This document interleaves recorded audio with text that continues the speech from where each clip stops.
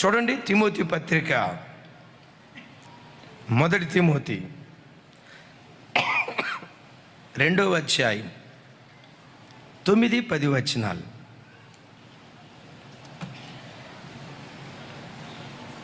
నాతో కలిసి. మరియు స్త్రీలను అనుకువయు స్వస్థ బుద్ధియు గలవారయుండి తగుమాత్రపు వస్త్రముల చేతనే గాని జడలతోనైనను బంగారముతోనైనను ముత్యములతోనైనను మిగుల వెలగల వస్త్రములతోనైనను అలంకరించుకొనక దైవభక్తి గలవారమని చెప్పుకొను స్త్రీలకు తగినట్లుగా సత్క్రియల చేత తమ్మును తాము అలంకరించుకొనవలెను. చప్పలు కొడుతూ దేవునికి స్తోత్రాలు చెప్దాం. క్రైస్తవ స్త్రీ జడలతో తన్ను తాను అలంకరించుకోకూడదట. అంటే బిడ్డలారా, నీ తల వెంట్రుకలు, నీ జడ కూడా ప్రత్యేకంగా ఉండాలి. ఆమెను చెప్పండి.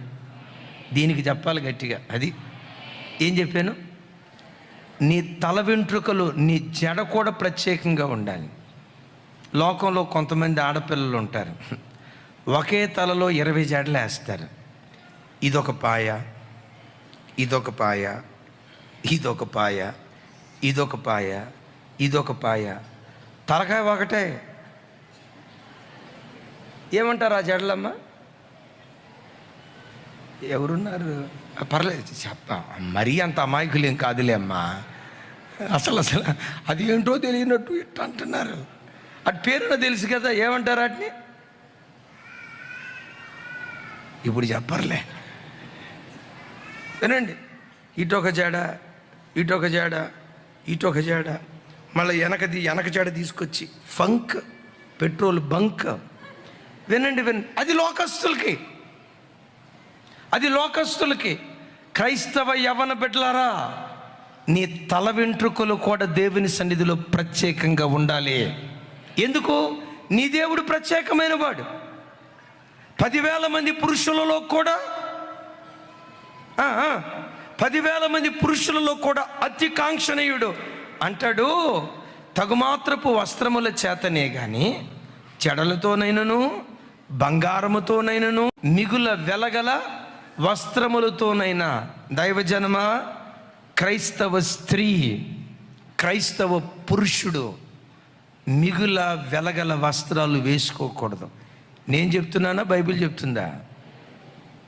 గమనించండి. క్రైస్తవ్యానికి ఆర్భాటం నేర్పుతుందే మా పాస్టర్లో కొంతమంది పాస్టర్ మహాశయులు. ఒక ఆయన చెప్తూ అంటాడు, నా దేవుడు కాస్ట్లీ గాడ్, రిచ్ గాడ్, కాబట్టి నేను కూడా రిచ్గానే ఉంటా. ఎందుకు రిచ్గా ఉంటాను? నా దేవుడు రిచ్ గాడ్, నేను కూడా రిచ్గా ఉంటా. ఆ రిచ్ దేవుడిని ఆరాధించే నేను వేసుకునే కోటు ఖరీదు చెప్పే ముందు ఈ కోటు గుండీలు చెప్తా. ఒక్కొక్క గుండీ ఖరీదు 5,000 రూపాయలు. 8 గుండీలు ఉన్నాయట. 8 × 5 గుండీలే 40,000 అయితే మరి కోటే అంత అయితే వేసుకున్న ప్యాంటు, వేసుకున్న సూటు ఏమంటాడు తెలుసా? నేను వేసుకున్న వాచ్, నేను ధరించిన వాచ్ రోలెక్సా ఏదో అన్నాడమ్మా. ఏది అది? ఇక చెప్పర్లే మీరు, వదిలేసే. రోలెక్స్ వాచ్ ఇది 1,50,000. ఎందుకు ఇదంతా వేసుకున్నాను తెలుసా? నా దేవుడు రిచ్ గాడ్, కాబట్టి నేను రిచ్గానే ఉంటాను. వాక్యం ఏమంటుంది? మిగుల వెలగల వస్త్రాలు దేవుని బిడ్డలు ధరించకూడదు. క్రైస్తవుడు ఎప్పుడు ఆర్భాటంగా కనపడకూడదు. నీ వస్త్రధారణలో కూడా ఆత్మీయతను కనపరిచే వ్యక్తిగా నువ్వు బ్రతుకుదువుగాక. చప్పలు కొడుతూ దేవునికి స్తోత్రాలు చెప్దాం. ఒక తండ్రిగా సొంత కూతుర్లకు చెప్పినట్టు చెప్తున్నాను, నన్ను ఒక తండ్రిగా ఎంచండి. మీరు వస్త్రాలు ధరించే విధానం కూడా శరీరాన్ని చక్కగా కప్పుకోండి. పల్చటి బట్టలు ధరించొద్దు. శరీర సౌష్ఠం బయట కనపడే దరిద్రపు బట్టలు ధరించొద్దు. ఎందుకో తెలుసా? మూర్ఖులకు ఈ తరము వారికి వేరయ్యి నువ్వు ప్రత్యేకంగా బ్రతకాలి. నీవు ఆరాధించే దేవుడు ప్రత్యేకమైన వాడు గనుక నీ వస్త్రధారణలో కూడా యేసు నామములో ప్రత్యేకత చెప్పాలి. నీ వస్త్రధారణలో కూడా ప్రత్యేకత కనపడునుగాక. బ్రదర్స్ ఉన్నారు, చిన్నప్పుడు ఎప్పుడైనా చిరిగిపోయిన నెక్కరేసుకొని వెళ్ళాలంటే భలే సిగ్గు అనిపించేది. టీచర్ గారు ఏం చేసేవాళ్ళు తెలుసా? చిరిగిపోయి నెక్కర వేసుకొని వెళ్తే రే పోస్ట్ ఆఫీస్ అనేవాళ్ళు. ఏమిరా చిరిగిపోయి నెక్కర వేసుకొని వచ్చామని అసలు ఎగతాళికి చచ్చిపోయేవాళ్ళం. ఈ కాలంలో ఉంది చూసారా, వేసుకున్న ప్యాంటు ఎంత సిరుగుడు ఎక్కువ ఉంటే అంత కాస్ట్లీ అంట. ఏనండి, దేవుని దగ్గరికి రానోడు అవి వేసుకున్నాడు, దేవుని దగ్గరికి వచ్చా నువ్వు కూడా అవి వేసుకుంటే నీ ప్రత్యేకత ఏముంది? నీ దేవుడు ప్రత్యేకమైన వాడు, అందరిలాంటి దేవుడు కాదు. అడవి వృక్షములలో జల్దరు వృక్షము ఎలా ఉన్నదో నీ యేసుక్రీస్తు ప్రత్యేకంగా ఉన్న దేవుడు.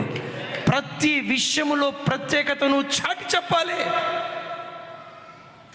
నేను కొంతమంది హైదరాబాదులో ఉన్న యవనస్తులను చూస్తూ ఉంటే అదొక స్టైల్ ఉంది. ఆ మధ్య ప్యాంటు లో వెస్ట్ వెనక ప్యాంటు కిందకి జారినట్టు ఉంటుంది. నాకు వాళ్ళని చూస్తే అనిపించింది, ప్రభా వీడి ప్యాంట్ ఏమన్నా జారిపోద్ది ఏమన్నా అయినా. ఇక వీళ్ళు ఏం చేస్తాడో తెలుసా, పద్దాకలు ఎట్లా అనుకుంటా ఉంటాడు. అట్లా అనుకోవటం ఎందుకురా నాయన, కుట్టించుకునేది ఏదో సరిగ్గా కుట్టించుకోవచ్చుగా. నా ఊహల్లో అప్పుడప్పుడు మన హైదరాబాద్ వాళ్ళకి బాగా తెలుసు, రన్నింగ్ బస్ వెళ్తూ ఉంటుంది కదా. ఈ మొత్తానికి మనోడు రన్నింగ్ బస్ ఎక్కాడు, ఫుట్పాత్ మీద నిలవబడ్డాడు, లోపల చోటు లేక. బస్సు మెల్లిగా వెళ్తుంది. ఆ వెళ్ళే బస్సు తమ్ముడు సీను కూడా ఎక్కుదామని చెప్పి బస్సు అట్లా వెళ్తూ ఉంది. వెళ్ళే పరంపరలో ఆ బస్సు కడ్డీ పట్టుకుందామని చెప్పి కడ్డీ పట్టుకునే పరంపరలో ఈ ప్యాంటు పట్టుకున్నాడు. అద్భుతం తెలుసా, ఏదేం తోటలో ఆదాము ఈడు ఇద్దరు అన్నదమ్ముళ్ళు అయిపోతారు. ఈ పిచ్చి పోకడలు నీకు ఉండకూడదు. మమ్మల్ని చూడండి, 22 సంవత్సరాల క్రితం మీ అన్న ఎట్లా ఉన్నాడు, 22 సంవత్సరాల క్రితం నేను ఎట్లా ఉన్నాను. వస్త్రధారణలో ఎంత కూడా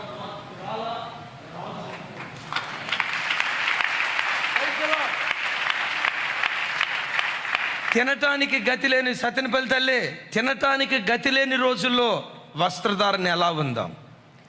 మా కొరకు ప్రాణం పెట్టి కోట్ల రూపాయలు, లక్షల రూపాయలు ఇచ్చే మీలాంటి భక్తి కలిగిన బిడ్డలు సంఘానికి నడిపించిన ఎంత కూడా మార్పు రాల. Praise the lord.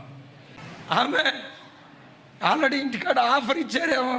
పోయిన సంవత్సరం 15, ఈ సంవత్సరం 30. బాబోయ్ అన్నారా? 15,000 కట్ చేసేసి అయ్యా ఒక 5,000 రూపాయల్లో చాలయ్యా, తతిమ 10,000 రూపాయలు సంఘంలో ఎవరైనా పేదోళ్ళు ఉంటే, మనం ఎరిగిన వాళ్ళు వెధవరాళ్ళు ఎవరైనా ఉంటే, తండ్రి లేని బిడ్డలుంటే వాళ్ళకి సహాయం చేయండి అయ్యా. ఇది క్రైస్తవ జీవితంలో ప్రత్యేకమైనటువంటి గుణగణం. చప్పలు కొడుతూ స్తోత్రాలు చెప్దాం. యవన బిడ్డలారా, లోకస్తులను చూడొద్దు. లోకాన్ని మనం వెంబడించకూడదు, లోకమే మనల్ని వెంబడించాలి. విన్నారు ఈ మాట? లోకాన్ని మనం వెంబడించకూడదు.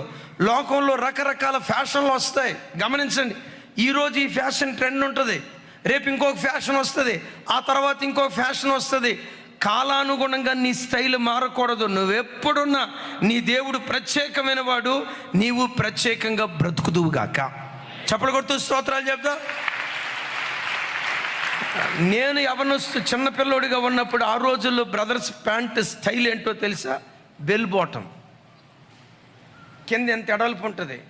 మున్సిపాలిటీ వాళ్ళకి పని లేకుండా మనోడి ప్యాంటు ఈడ్చుకుంటా వెళ్ళిపోయేది. అది ఒక ఫ్యాషన్. ఆ తర్వాత ఇంకొక రకం ఫ్యాషన్, ఆ తర్వాత ఈ కాలంలో ఫ్యాషన్ ఏంటంటే ఏమంటారు, అది ఇందాక చూశారు కదా, ఏ ప్యాంట్ అది? Jean pant. గోనె ప్యాంట్ కాదండి, జీన్ ప్యాంట్. బిడ్డలరా, రకరకాల ఫ్యాషన్లు వస్తాయి. వాళ్ళని చూసి వాళ్ళలాగా నువ్వు ఉండొద్దు. ఎక్కడున్నా నీ దేవుడు ప్రత్యేకమైన వాడు కనుక ప్రతి విషయంలో నువ్వు ప్రత్యేకంగా బ్రతుకుదువుగాక.